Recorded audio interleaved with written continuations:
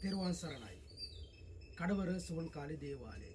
දෙසැම්බර් මාසයේ 2 වෙනිදා අලව්වට අපි ගියා. අලව ප්‍රදේශයේ යට වෙලා තිබුණු ගම්මාන. මාවයෙන් වතුර ඇවිල්ලා යට වුණා ඒ ගම්මානේ. ඉතින් අපි ගිහිල්ලා ඒ ගම්මානේ මම තව යාළුවෝ දෙන්නෙකුයි ගිහිල්ලා ගෙදර සුද්ධ කරලා දුන්න සම්පූර්ණයෙන්ම. ඉතින් සමහර ගෙවල් වල අඩි 2 3 මඩ මිදුලේ අඩිය තියන්නත් බෑ. ගෙවල් උඩ වහලවල උඩ තිබුණේ බැරල් ප්ලාස්ටික් බොඩු ඒ තරම් වතුර.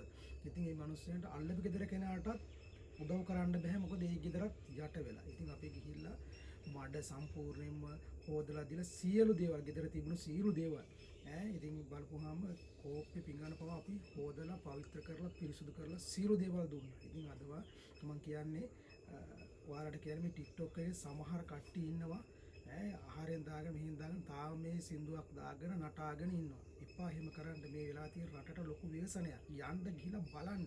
ඒ ගෙවල් වල ගිහිල්ලා අඩිය තියන්නවත් බෑ. ඒ ගෙදර නිදා ගන්නවත් ඒ මිනිස්සුන්ට අමාරුයි. ඉතින් ආධාර හම්බ වෙනවා. හරිම සන්තෝෂයි මිනිස්සු ආධාර වතුර බෝතලේ සියලු දේවල් වලින් ආධාර උපකාර කරන සන්තෝෂයි. ඉතින් මම මේ කියන්නේ තාම ඉන්නවා පිරිසක් එන්න අපිත් එක්ක එකතු වෙන්න ගෙවල් වල ගිහිල්ලා සුද්ධ පවිත්‍ර කරලා දෙමු. ඒ කට්ටියන්ට යථා තත්ත්වයෙන් අපි උදව් කරමු.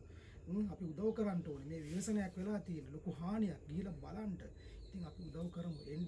දැන් හෙටත් අපි පොයේ දවසෙත් යනවා සුද්ධ පවිත්‍ර කරලා ඒ දෙන්න. දැන් අපිටත් මහන්සි. නමුත් මේ මහන්සි කියලා බලන් ඉන්න බෑ පව්වේ මිනිස්සු. අපි එහෙම ගියන් පස්සේ මිනිස්සුන්ට හයියක් අපි ගිහලා සුද්ධ කරන්න ඒ උදව් කරපුවාම ඒ මිනිස්සුන්ට හයියක්. ඒ නිසා අපි ගිහිල්ලා යථා තත්ත්වයට අපි මිනිස්සුන්ට හදලා දෙමු. එන්න එකතු වෙන්න. නම් සියලු දෙනාට තෙරුවන් සරණයි. කඩවර අප්පච්චි අම්මා සෝන්කාලේ මෙන් වහන්සේගේ පිහිටයි.